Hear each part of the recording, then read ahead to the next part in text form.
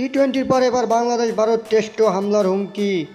দুটি টেস্ট ও 3 ম্যাচে টি-20 সিরিজ খেলতে চলতি মাসে ভারত সফরে যাচ্ছে বাংলাদেশ ক্রিকেট দল। আসন্ন এই সফরে একটি টি-20 ম্যাচে হামলার হুমকি দিয়েছিল ভারতের হিন্দু জাতীয়তাবাদী রাজনৈতিক দল অখিল ভারত হিন্দু মহাসভা। এবার দু দলের দ্বিতীয় টেস্টের ভেন্যু কানপুরে হামলার হুমকি এলো দলটির তরফ থেকে, যার জেরে গুঞ্জন উঠেছে পরিবর্তন করা হতে পারে দ্বিতীয় টেস্টের ভেন্যু। ভারতীয় গণমাধ্যম এপিবি লাইভ এক প্রতিবেদনে এমনটাই জানিয়েছেন। ছাত্র জনতার তীব্র আন্দোলনের মুখে গত 5 আগস্ট বাংলাদেশ দেখেছে ক্ষমতার পালা বদল। দীর্ঘ 1.5 যুগ রাষ্ট্র ক্ষমতায় থাকার পর পদত্যাগ করেন সাবেক প্রধানমন্ত্রী শেখ হাসিনা। দেশ ত্যাগ করে আশ্রয় নেন ভারতে। সরকারের পালাবদলকে কেন্দ্র করে সারা দেশে বেশ কিছু জায়গায় সহিংসতার ঘটনা ঘটে। ভারতীয় বিভিন্ন গণমাধ্যম ও সোশ্যাল মিডিয়া প্ল্যাটফর্মে বলা হয়, বাংলাদেশের নানা প্রান্তে সনাতন ধর্মের অনুসারী হিন্দু সম্প্রদায়ের উপর হামলা চলছে। সরকার পতনের রাত থেকে পরবর্তী 2-3 দিন চলতেই থাকে এই অভিযোগ।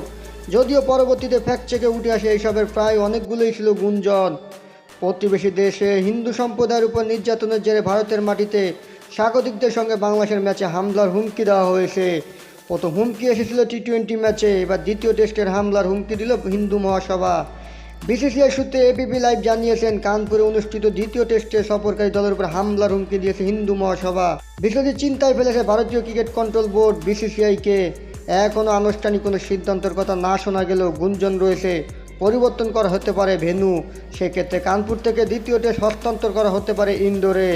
এর আগে গোয়ালিয়রে আগামী 6 অক্টোবর অনুষ্ঠিত টি-20 সিরিজের প্রথম ম্যাচে বিরোধিতা করেছিল হিন্দু মহাসভার সহসভাপতি ডক্টর জয়বীর বদ্দাস। সাংবাদিকদের জানিয়েছেন তারা এই ম্যাচ বাতিলের সব রকমের চেষ্টা করবে। শেষ পর্যন্ত এই ম্যাচ আয়োজন করলে তারা হামলার হুমকিও দিয়েছিলেন।